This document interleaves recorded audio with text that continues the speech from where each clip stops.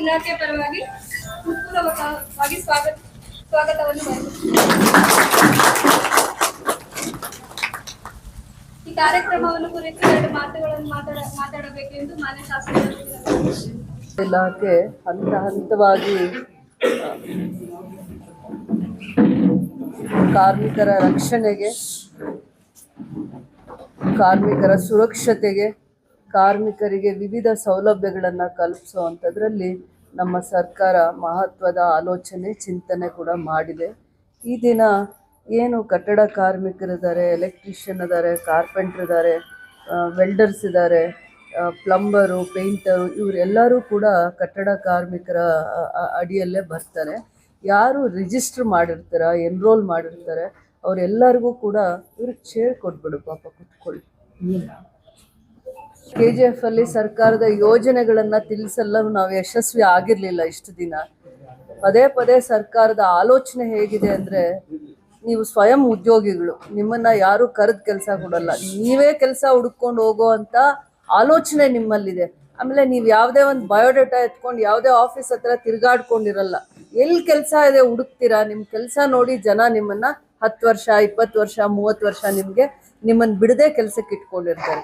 ಅಂದರೆ ಸ್ವಯಂ ವೃತ್ತಿ, ನಿಮ್ಗೆ ಯಾವ ಕೆಲಸ ಮಾಡೋಕ್ಕೆ ಬರುತ್ತೆ ನೀವೇ ಅದರಲ್ಲಿ ಎಕ್ಸ್ಪರ್ಟ್ ಆಗ್ತೀರಾ, ನೀವೇ ಟ್ರೈನಿಂಗ್ ತಗೊತೀರಾ, ನೀವು ಅದನ್ನು ಅನುಭವದ ಮೇಲೆ ಕೆಲಸ ಮಾಡ್ತಾ ಎಲ್ಲಿ ಕೆಲಸ ಮಾಡ್ತಾ ಇರ್ತೀರೋ, ದೊಡ್ಡ ಕಾಂಟ್ರಾಕ್ಟರ್ ಹತ್ರ ಮಾಡಿದ್ರೆ, ಬಿಲ್ಡರ್ಸ್ ಹತ್ರ ಕೆಲಸ ಮಾಡಿದ್ರೆ ನಿಮಗೆ ಸುರಕ್ಷತೆ ಏನಿದೆ, ಮತ್ತು ಆ ಕೆಲಸ ಮಾಡೋಕ್ಕಾಗದೇ ಇದ್ದಾಗ 50 ವರ್ಷ 60 ವರ್ಷ ಆದಮೇಲೆ ನಿಮ್ಮ ಜೀವನ ಹೇಗಿರಬೇಕು, ನಿಮ್ಮ ಮಕ್ಕಳಿಗೆ ನಾವು ಏನು ಒಳ್ಳೇದು ಮಾಡಬೇಕು, ಏನು ಕಲ್ಯಾಣ ಕಾರ್ಯಕ್ರಮಗಳು ಮಾಡಬೇಕು, ನಿಮ್ಮ ಆರೋಗ್ಯ ದೃಷ್ಟಿಯಲ್ಲಿ ಎಲ್ಲೋ ಬಿಲ್ಡಿಂಗ್ ಕಟ್ತಾ ಇರ್ತೀರಾ, ಅಂದರೆ ಕನ್ಸ್ಟ್ರಕ್ಷನ್ ಫೀಲ್ಡಲ್ಲಿ ಇರ್ತೀರಾ, ಅಲ್ಲಿ ಸುರಕ್ಷತೆ ಏನು, ಹೋಗ್ತೀರಾ ನೀಟಾಗಿ, ಬೆಳಗ್ಗೆ ಮನೇಲಿ ಊಟ ಹಾಕ್ಸ್ಕೊಂಡು ಬಾಕ್ಸ್ಗೆ ಹಾಕ್ಕೊಂಡು ನೀಟಾಗಿ ಹೋಗ್ತೀರಾ, ಮತ್ತೆ ರಾತ್ರಿ ಮನೆಗೆ ಬರ್ತೀರಾ, ಬೇರೆ ಪ್ರಪಂಚನೇ ನೋಡಲ್ಲ. 1 ವರ್ಷ ಅಲ್ಲ, 20ರಿಂದ 30 ವರ್ಷ ನೀವು ಇದೇ ರೀತಿ ನಿಮ್ಮ ಜೀವನನ ಇದೇ ಥರ ಬದುಕು ಕಟ್ಕೊಂಡಿರೋರು.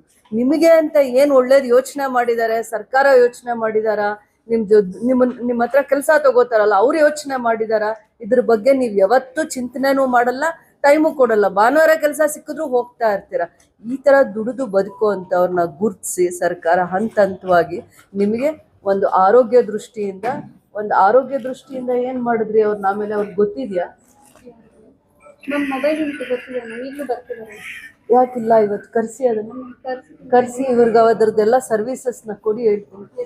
ನೀವು ಎಲ್ಲಿ ಕೆಲಸ ಮಾಡ್ತಾ ಇರ್ತೀರಾ, ನಿಮ್ಮ ಆರೋಗ್ಯದ ದೃಷ್ಟಿಯಿಂದ, ನಿಮ್ಮ ಮಕ್ಕಳ ಭವಿಷ್ಯದ ದೃಷ್ಟಿಯಿಂದ ನಿಮ್ಮ ಆರೋಗ್ಯ ಹೇಗಿರಬೇಕು, ಚಿಕ್ಕದನ್ನು ಒಂದು ಚಿಕ್ಕ ಕಾಯಿಲೆ ಬಂದರೆ ಅದನ್ನು ಹಾಗೆ ತಿಳ್ಕೊಂಡು ಅದಕ್ಕೆ ಯಾವ ರೀತಿ ನಿಮಗೆ ಟ್ರೀಟ್ಮೆಂಟ್ ಕೊಡಬೇಕು ಅನ್ನೋ ಅಂಥ ಆಲೋಚನೆ ಇಟ್ಕೊಂಡು ನಿಮಗೆ ಒಂದು ಆರೋಗ್ಯ ಪಡೆ ಅಂತಲೇ ಸೃಷ್ಟಿ ಮಾಡಿದ್ರು ಇವ್ರ ಕಡೆಯಿಂದ. ನೀವು ಕೆಲಸ ಮಾಡೋ ಜಾಗಕ್ಕೆ ಹೋಗಿ ಸರ್ವಿಸ್ ಮಾಡಬೇಕು ಅಂತ ಒಂದು ಆ್ಯಂಬುಲೆನ್ಸು, ನರ್ಸು, ನಿಮಗೆ ಟೆಸ್ಟ್ ರಿಪೋರ್ಟ್ಸು ಅಲ್ಲೇ ಸೇಮ್ ಡೇ ಕೊಡೋ ಥರ ಆ ಥರದ್ದು ಒಂದು ಕಾರ್ಯಪಡೆ ಮಾಡಿದ್ದಾರೆ ಸರ್ಕಾರ. ಅದ್ರ ಜೊತೆಯಲ್ಲಿ ನಿಮ್ಗೆ ಕೆಲವೊಂದು ಕಾರ್ಯಕ್ರಮಗಳಿದ್ದಾವೆ. ನೀವು ರಿಜಿಸ್ಟರ್ ಎನ್ರೋಲ್ ಆದರೆ ಬರೀ ನಿಮ್ಗೊಬ್ಬರಿಗೆ ಸ್ವಾರ್ಥವಾಗಿ ಸರ್ಕಾರ ಯಾವುದೂ ಯೋಜನೆ ಅಲ್ಲ, ನಿಮ್ಮ ಕುಟುಂಬದವ್ರಿಗೆ, ನಿಮ್ಮ ಮಕ್ಕಳಿಗೆ ಏನೇನು ಕಲ್ಯಾಣ ಕಾರ್ಯಕ್ರಮಗಳಿದ್ದಾವೆ, ಓದೋ ಮಕ್ಕಳು ಯಾವ ರೀತಿ ಅನುಕೂಲ ಪಡಿಬೋದು, ಅದಾದ್ಮೇಲೆ ಕುಟುಂಬದವ್ರಿಗೆ ಯಾವ ರೀತಿ ನಿಮಗೆ ಸಹಾಯ ಆಗುತ್ತೆ, ಇವೆಲ್ಲ ದೂರದೃಷ್ಟಿನೂ ಸರ್ಕಾರಕ್ಕಿದೆ. ಅದಾದಮೇಲೆ ಕೆಲವೊಂದು ಯೋಜನೆಗಳನ್ನು ತಂದಿದ್ದಾರೆ. ನಿಮ್ಮ 18 ವರ್ಷದಿಂದ 60 ವರ್ಷದ ಒಳಗಡೆವರೆಗೂ ನೀವು ಕಾರ್ಮಿಕ ಇಲಾಖೆಯಲ್ಲಿ ನೋಂದಣಿ ಮಾಡ್ಬೋದು. ವಯಸ್ಸಿನ ಇತಿಮಿತಿ ಇರಲ್ಲ. ಅಂದರೆ 18 ವರ್ಷದ ಮೇಲ್ಪಟ್ಟವರು, 60 ವರ್ಷದ ಒಳಗಡೆ ಇರುವಂಥವ್ರು ಕಾರ್ಮಿಕ ಇಲಾಖೆಯ ಲಾಭಗಳನ್ನು ಪಡೀಲಿಕ್ಕೆ ನಿಮ್ಗೆ ಆ ವಯಸ್ಸು ಲಿಮಿಟ್ ಕೊಟ್ಟಿದ್ದಾರೆ. ಅಷ್ಟರೊಳಗಡೆ ನೀವು ಎನ್ರೋಲ್ ಮಾಡ್ಕೊಬೋದು. ಎನ್ರೋಲ್ ಮಾಡುವಾಗ ಎಲ್ಲಿ ಕೆಲಸ ಮಾಡ್ತಾ ಇರ್ತೀರಾ, ಕಟ್ಟಡ ಕಾರ್ಮಿಕರಾದರೆ, ಪೇಂಟರ್ ಆದರೆ, ಎಲೆಕ್ಟ್ರಿಷಿಯನ್ ಆದರೆ, ಪ್ಲಂಬರು, ಕಾರ್ಪೆಂಟರ್ಸ್ ಆದರೆ, ಎಲ್ಲೆಲ್ಲಿ ಕೆಲಸ ಮಾಡ್ತಾ ಇದ್ದೀರಾ, ಕೆಲಸ ಇಂಥವ್ರ ಹತ್ರ ಮಾಡ್ತಾ ಇದ್ದೀವಿ ಅನ್ನೋ ಖಾತ್ರಿ ಅಷ್ಟೇ ನೀವು ಮಾಡಿಸ್ಬೇಕಾಗತ್ತೆ. ಒಂದು ಪ್ರೂಫ್ ಅಷ್ಟೇ ಕೇಳ್ತಾರೆ, ಮಿಕ್ಕಿದ್ದು ಏನೂ ಕೇಳಲ್ಲ. ನಿಮ್ಮ ಆಧಾರ್ ಕಾರ್ಡು, ಅದಾದಮೇಲೆ ಬ್ಯಾಂಕ್ ಅಕೌಂಟ್ ಅಷ್ಟೇ ಬೇಕಾಗಿರುತ್ತೆ.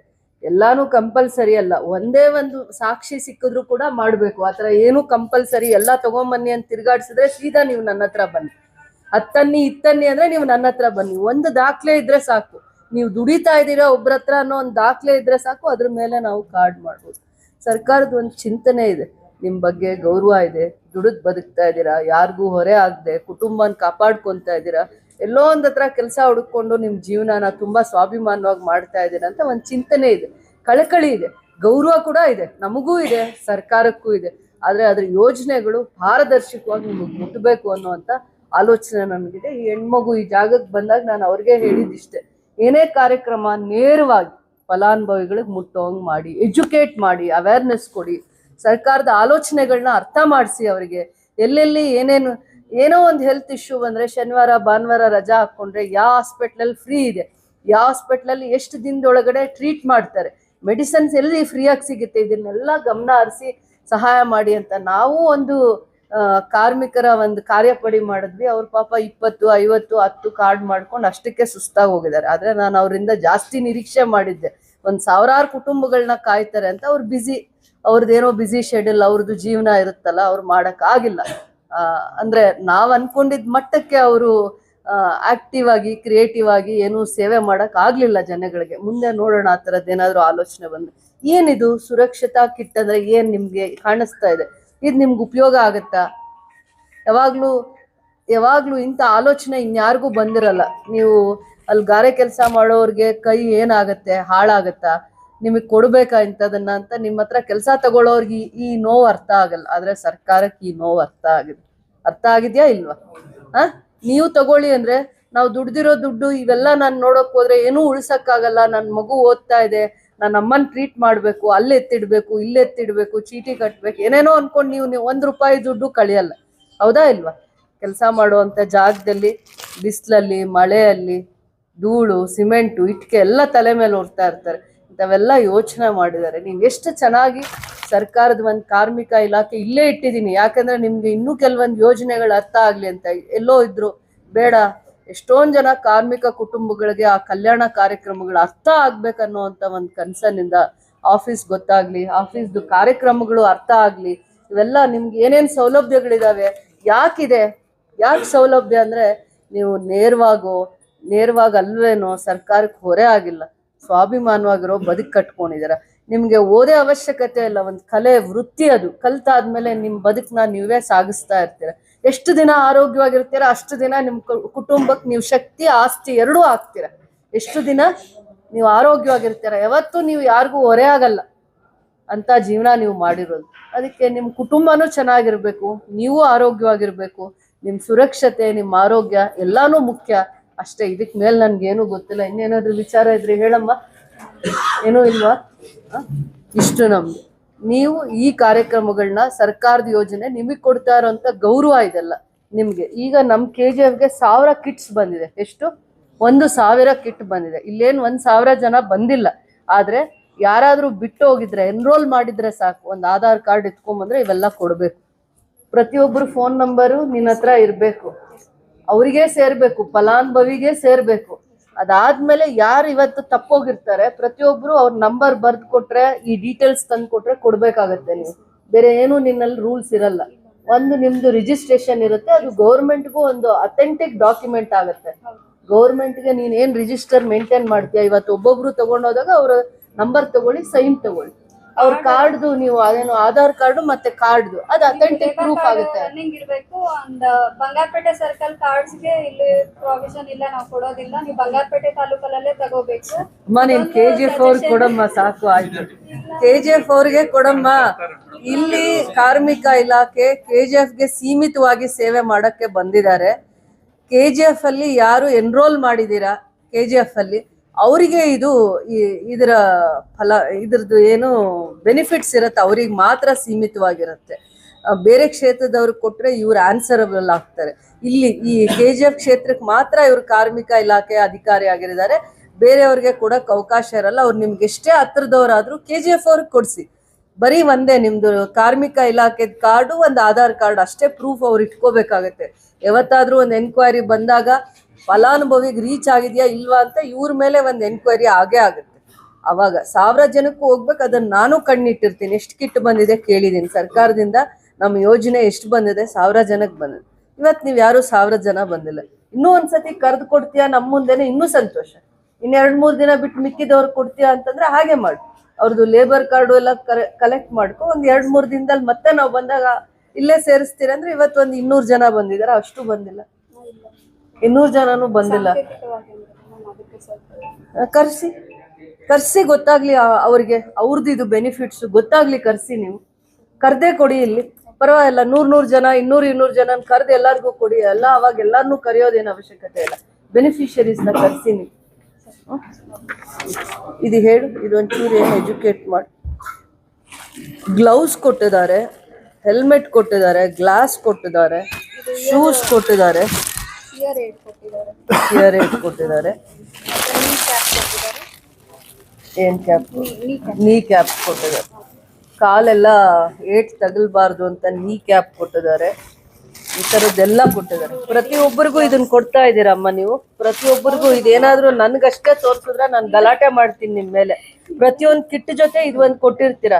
ಯಾಕಂದ್ರೆ ಅವ್ರ ಮನೇಲಿ ಓದಿರೋ ಮಕ್ಳು ಇರ್ತಾರೆ, ಅವ್ರು ಓದ್ತಾರೆ, ಅಪ್ಪ ಇದು ನನಗೆ ಅಪ್ಲೈ ಮಾಡ್ಕೊಬೋದು, ಇದು ನಿಮ್ಗೆ ಹೆಲ್ಪ್ ಆಗುತ್ತೆ ಅಂತ ಅವ್ರ ಮಕ್ಕಳು ಓದಿ ಹೇಳಲಿ, ಅವ್ರಿಗೆ ಇದ್ರ ಬೆನಿಫಿಟ್ ಸಿಗ್ಲಿ. ಆಮೇಲೆ ಫೇಕ್ ಕಾರ್ಡ್ಸ್ಗೆ ನೀವು ಬೆನಿಫಿಟ್ ಕೊಟ್ರೆ ಅವರಿಗೆ ಶಿಕ್ಷೆ ಆಗತ್ತೆ ಅಂತ ಕೂಡ ಕಾರ್ಡಲ್ಲಿ ಹಾಕ್ಬಿಟ್ಟಿದ್ದಾರೆ.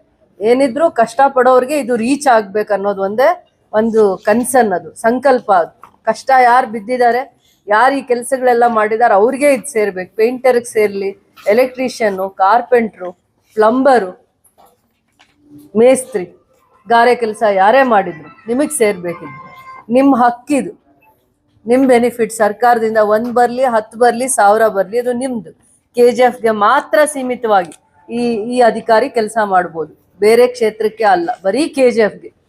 ಇನ್ನೇನಮ್ಮ ಕ್ಲಾರಿಫಿಕೇಶನ್ ಬೇಕು?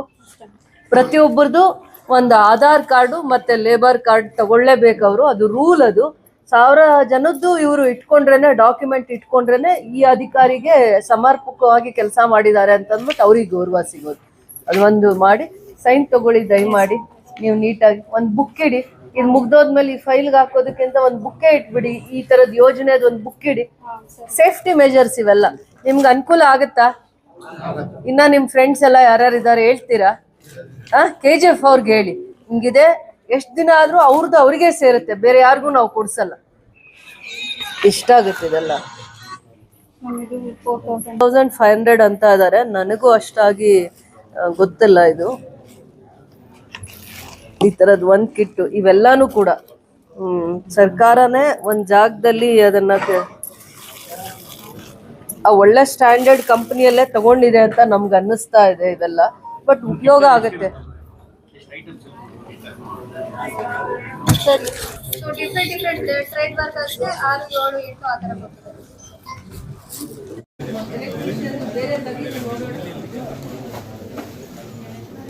ಕಾರ್ಪೆಂಟರ್ ಬೇರೆ ಅಂತ ಇದ್ದಾರಲ್ಲ, ಅದು ಬೇರೆ ತೆಗಿ.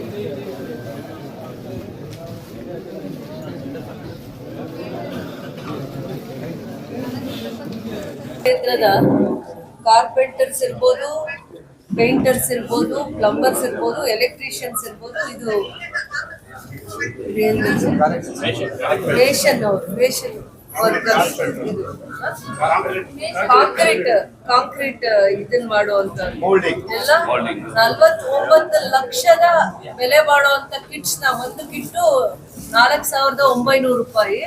1008 ಜನಕ್ಕೆ ಇವತ್ತು KGFಗೆ ಕಿಟ್ಸ್ ಕಳಿಸಿದ್ದಾರೆ. 1008 ಜನ ಫಲಾನುಭವಿಗಳಿಗೆ, ಬೆನಿಫಿಷರೀಸ್ಗೆ 49,039 ಲಕ್ಷ ಅಷ್ಟು ಬೆಲೆ ಬಾಳುವಂತ ಕಿಟ್ಸ್ ನ ನಿಮ್ಮ ಸುರಕ್ಷತೆಗೋಸ್ಕರ ಕಳಿಸಿದ್ದಾರೆ. ಅದಾದ್ಮೇಲೆ KGFಗೆ ವಿಶೇಷವಾಗಿ ಒಂದು ನಿಮ್ಮ ಆರೋಗ್ಯ ಸುಧಾರಣೆಗೋಸ್ಕರ ಒಂದು ಆಂಬ್ಯುಲೆನ್ಸ್ ಕೊಟ್ಟಿದ್ದಾರೆ. ಇಲ್ಲಿ ಇಲ್ಲಿ ನಿಮ್ಗೆ ಮತ್ತೆ ಚೆಕಪ್ ಮಾಡಿಸ್ಕೊಳ್ಳೋದಕ್ಕೂ ಒಂದು ಅವಕಾಶ ಇದೆ. ಅದು ಎಲ್ಲಿ ಕರೆದ್ರು ನಿಮ್ಗೆ 10 ಜನ 5 ಜನ ಎಲ್ಲಿರ್ತೀರಾ ನೀವು ಹೇಳಿದ್ರೆ ಅಡ್ರೆಸ್ ಬರ್ಸಿ ನಿಮ್ ನಂಬರ್ ಕೊಟ್ಟು ಆ ಜಾಗಕ್ಕೆ ಬರ್ತಾರೆ. ನೀವು ಬೆಳಗ್ಗೆ ತಿಂಡಿ ತಿನ್ನೋ ಟೈಮಲ್ಲೋ, ಮಧ್ಯಾಹ್ನ ಊಟ ತಿನ್ನೋದಕ್ಕೆ ಅರ್ಧ ಗಂಟೆ ರೆಸ್ಟ್ ಇರುತ್ತಲ್ಲ, ಆ ಟೈಮಲ್ಲಿ ಬಂದು ನಿಮ್ ಅಷ್ಟು ಜನದ್ದು ನಿಮ್ಗೆ ಏನೇನ್ ಟೆಸ್ಟ್ ಬೇಕು ಅಂತ ಎಲ್ಲ ಫ್ರೀಯಾಗಿ ಮಾಡ್ತಾರೆ, ಬರ್ತಾರೆ. ಆಮೇಲೆ ಟೆಸ್ಟ್ ಮಾಡ್ತಾರೆ, ದುಡ್ಡು ಇಸ್ಕೊಳ್ಳೋದು, 1 ರೂಪಾಯಿ ದುಡ್ಡು ಇಸ್ಕೊಳ್ಳಲ್ಲ, ಇಸ್ಕೋಕೂಡ್ದು.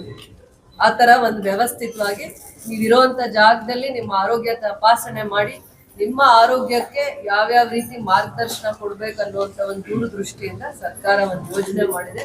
ಎಲ್ಲಿ ಕೆಲಸ ಮಾಡ್ತೀರಾ ಬನ್ನಿ ಅಂದ್ರೆ ಅವರೇ ಬರ್ತಾರೆ, ಒಂದ್ ಸ್ವಲ್ಪ ಟೈಮ್ ತಗೊಂಡ್ ಬರ್ತಾರೆ. ಇದು ಒಳ್ಳೆ ಕಾರ್ಯಕ್ರಮನ,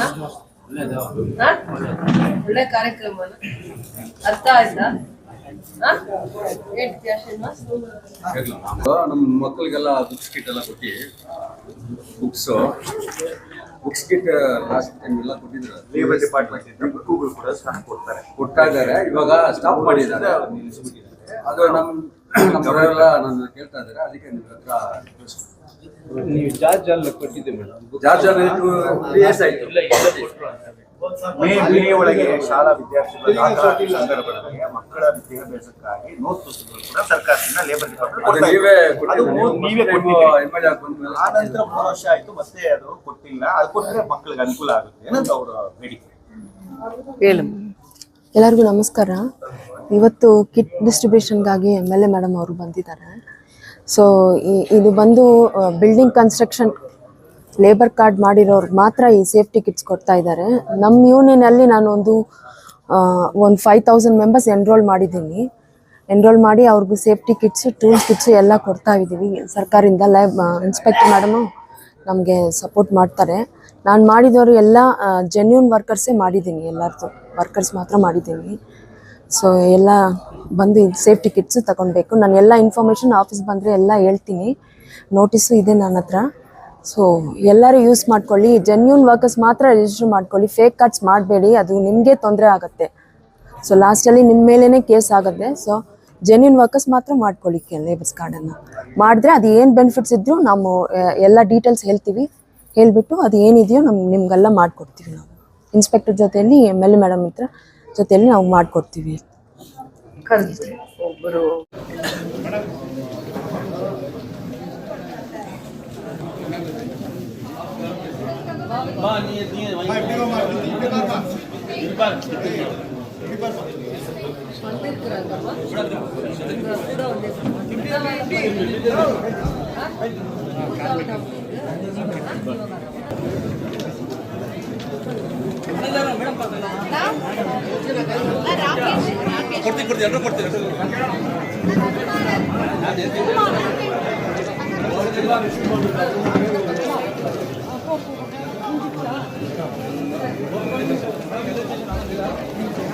ನಾನೇ ಇಷ್ಟು